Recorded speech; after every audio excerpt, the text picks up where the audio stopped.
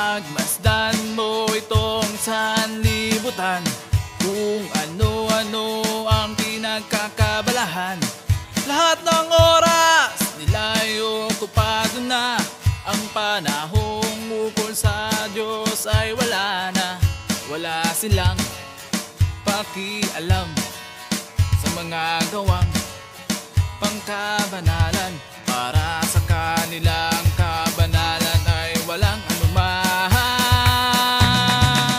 Nalalamig ang pag-ibig ng marami sa Diyos na nagbibigay ng buhay.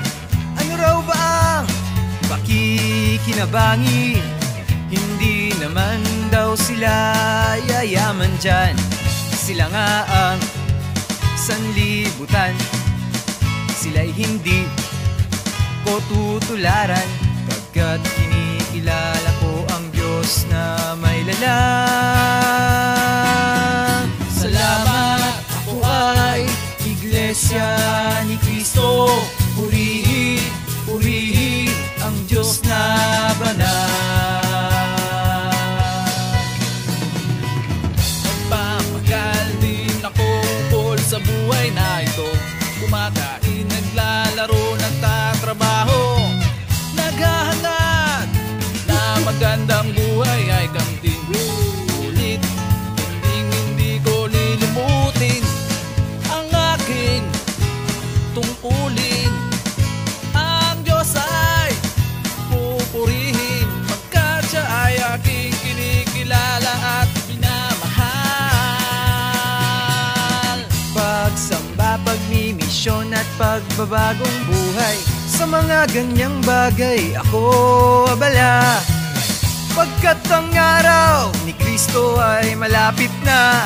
Di kailanman kalugihan ng gawang kabanalan. Ako man ay nagpapagal ukol sa buhay na ito, ngunit sa pagsamba ko ay nakatalaga. Salamat, ako ay Iglesia ni Cristo. Purihin, purihin ang Diyos na banal.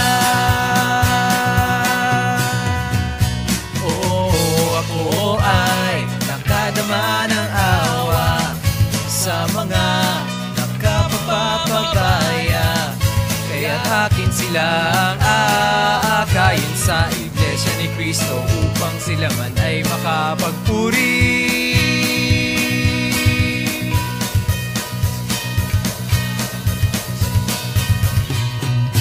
Salamat, ako ay